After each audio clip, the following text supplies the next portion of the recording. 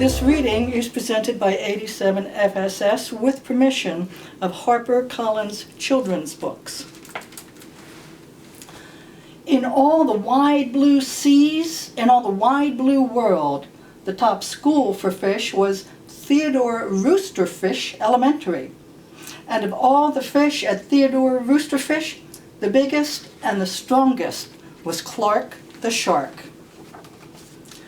Clark loved school, and he loved his teacher, Mrs. Inkyjet.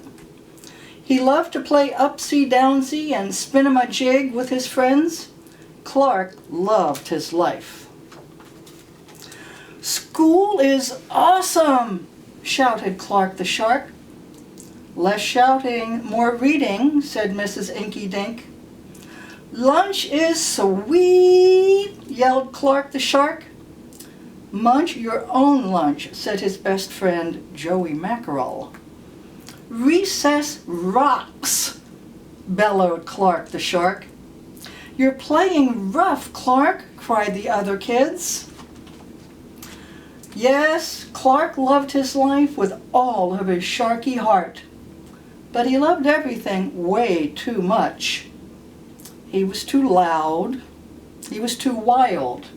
He was just too much shark for the other fish to handle. After a while, no one would play with Clark. No one ate lunch with him. No one sat with him at circle time. Even his best friend, Joey Mackerel, said, "Cool your jets, Clark. You're making me crazy." One day, Clark asked Mrs. Inky Dink, "What's wrong with everyone?" Mrs. Inky Dink patted his fin. "Clark, sometimes you play too hard, you munch too hard, and gosh, you even help too hard." "But life is so exciting," said Clark. "There's a time and place for everything," said Mrs. Inky Dink. "And sometimes the rule is stay cool." At recess, Clark tried to stay cool, but he pushed the swing with too much zing. "Sorry," said Clark. "I forgot." "Yikes!" cried Joey Mackerel.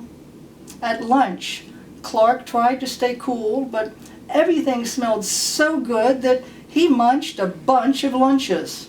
"Sorry," said Clark. "I forgot."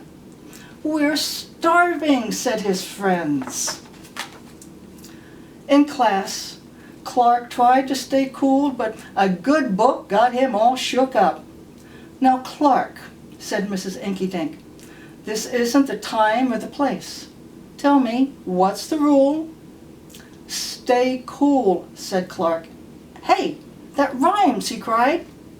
Then Clark got a big idea in his shaky, sharky head. "Maybe if I make a rhyme, I'll remember every time," he thought. The next day, he put his plan to work. In class, when lessons got exciting, Clark wanted to bounce up and out of his seat.